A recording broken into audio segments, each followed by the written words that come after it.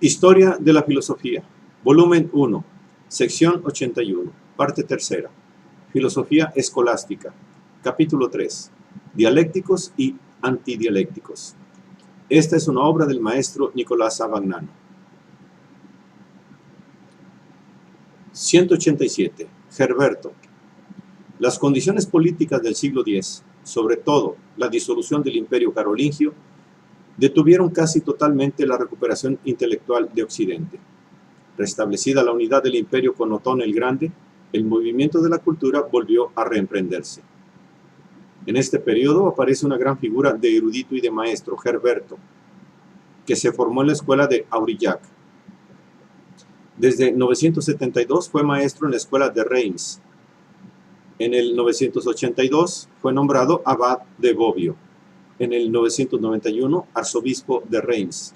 En el 998, arzobispo de Rávena. En el 999, papa, con el nombre de Silvestre II. Murió en el año 1003.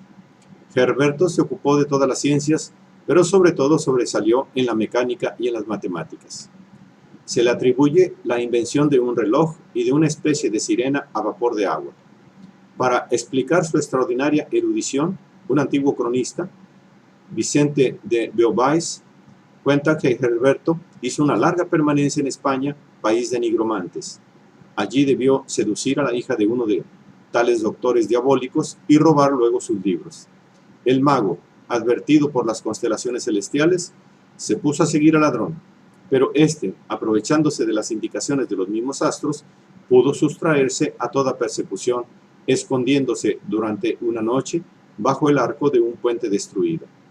El diablo, en persona, fue después a buscarle y le llevó por encima del mar para que un día uno de sus adeptos pudiese ocupar la cátedra del príncipe de los apóstoles. Probablemente esta leyenda fabulosa oculta la realidad de un viaje de Herberto a España y de la procedencia árabe de buena parte de su cultura. Herberto escribió comentarios a la Isagoge de Porfirio y a las categorías y al libro de Interpretatione de Aristóteles y a los comentarios lógicos de Boecio.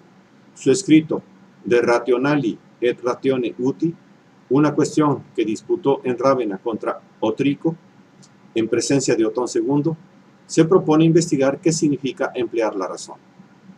La cuestión se presenta, a primera vista, con carácter lógico-gramatical, pero la solución de Herberto la eleva a un plano metafísico. Es regla fundamental de la lógica aristotélica que el predicado sea más universal que el sujeto. Por ejemplo, en la proposición Sócrates es mortal, el predicado mortal es más universal que el sujeto, porque puede referirse a muchos otros seres, además de Sócrates. Pero en la expresión que se encuentra en San Agustín, rationale id est quod ratione utitur, el predicado ratione utitur es más restringido que el sujeto rationale, porque no siempre quien es racional se sirve efectivamente de la razón. Tal es la dificultad de la cual toma su origen la discusión. Para resolverla, Herberto distingue las sustancias necesarias y eternas de las mudables y caducas. Las primeras son suprasensibles, cognoscibles solo por la razón y siempre en acto. Las otras son sensibles y naturales, sujetas a cambio y por consiguiente a la generación y la corrupción. Ahora bien, puesto que las sustancias de la primera clase están siempre en acto, el ser racional y el servirse de la razón coinciden en ellas completamente, porque son racionales precisamente en el sentido de que su razón está siempre en acto, o sea, que siempre se sirve de ella. La situación es diversa cuando se trata de sustancias de la segunda clase. En el alma, que está unida al cuerpo, la racionalidad no está en acto, sino en potencia, y pasa de la potencia al acto precisamente cuando se dice que el alma se sirve de la razón. De aquí se sigue que, para el alma, servirse de la razón no es un predicado necesario, como para las sustancias suprasensibles, que son razón en acto, sino que es un atributo accidental que puede convenir o no convenir a la racionalidad potencial del alma misma. Herberto empleaba así los conceptos aristotélicos de potencia y acto, para llegar a una distinción entre sustancias racionales puras y sustancias racionales sensibles, que es de gran interés para el ulterior desarrollo de la metafísica escolástica. 188. Dialécticos y antidialécticos. La segunda mitad del siglo XI y del siglo XII son en Occidente un periodo de florecimiento intelectual. La cultura deja de ser patrimonio de las abadías y la enseñanza tiende a organizarse en la forma que ha de tomar en el siglo XIII con las universidades. Este periodo representa la primera verdadera edad de la escolástica que alcanza la conciencia de su problema fundamental, el de entender y justificar las creencias de la fe. Algunos creen hallar la solución del problema confiándose a la razón y a la ciencia, que parece más propia de ella, la dialéctica. Otros desconfían de la dialéctica y apelan a las autoridades de los santos y de los profetas, limitando su tarea de investigación filosófica a defender las doctrinas reveladas. De aquí nace la polémica entre dialécticos y teólogos, que ocupa el siglo XI. En realidad, aún los más hostiles a la dialéctica, aún los defensores más acérrimos de la superioridad de la fe, no abandonan la investigación, propiamente escolástica, del mejor camino para conducir al hombre a la inteligencia de las verdades reveladas. Entre los dialécticos descuella la figura de Berengario de Tours. Formóse en el convento de Saint-Martin. Luego frecuentó la escuela de Chartres, que estaba dirigida por Fulberto, de quien fue discípulo. Desdeñando las otras artes liberales, se dedicó a la dialéctica y muy pronto se divirtió recogiendo en los escritos de los filósofos argumentos contra la fe de los simples. Se cuenta que Fulberto, en el lecho de muerte, dijo que Berengario era un diablo enviado por los abismos para corromper y seducir a los pueblos. Su éxito como maestro fue, con todo, grande. El año 1040 llegó a archidiácono de Angers, murió en el 1088. Berengario pone la razón por encima de la autoridad y exalta la dialéctica por encima de todas las ciencias. Fundándose en San Agustín, considera a la dialéctica como el arte de las artes, la ciencia de las ciencias. Recurrir a la dialéctica significa recurrir a la razón. Y quien no recurre a la razón, por la cual el hombre es imagen de Dios, abandona su dignidad y no renueva en sí día a día la imagen divina. La más famosa de las polémicas de Berengario es la que se refiere a la Eucaristía, que sostuvo contra Lanfranco, y a la cual está dedicado su escrito De Sacra Coena Adversus Lanfrancum. Berengario sostiene el principio aristotélico de que los accidentes o cualidades de una cosa no pueden subsistir sin la sustancia de la misma cosa. Ahora bien, en el sacramento de la Eucaristía, los accidentes del pan y del vino permanecen. La sustancia no puede, por consiguiente, haber sido destruida, y el pan y el vino deben permanecer siendo tales aún después de la consagración. Esta añade a la sustancia del pan y del vino un cuerpo inteligible, que es el cuerpo de Cristo. Tal doctrina impugnaba la definición dogmática de la Eucaristía, que afirma la transformación de la sustancia del pan y del vino en el cuerpo y sangre de Cristo, y suscitó violentas polémicas.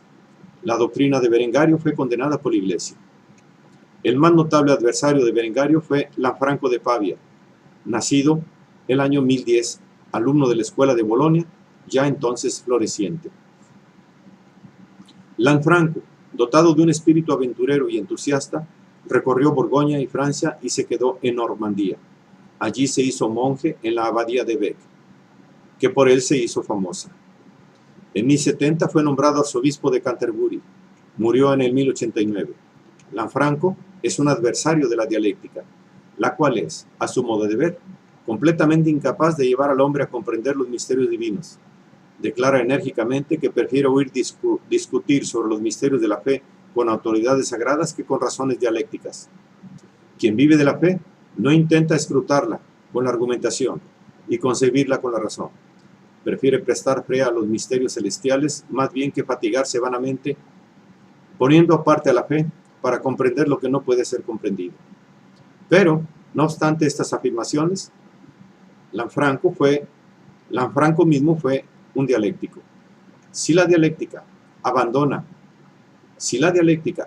a sí misma, falla en el campo de los misterios de la fe, guiada y sostenida por la fe, puede prestar útiles servicios a la misma.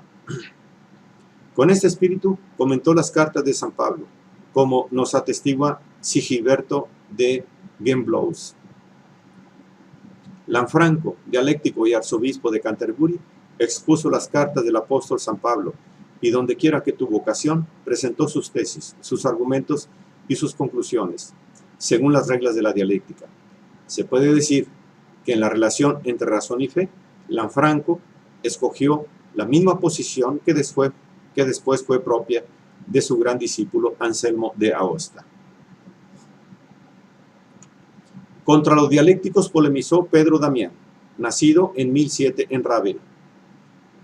En 1035 se retiró a vivir como ermitaño en Fuente Avellana, y de allí fue llamado en el año 1057 para ser consagrado obispo cardenal de Aosta.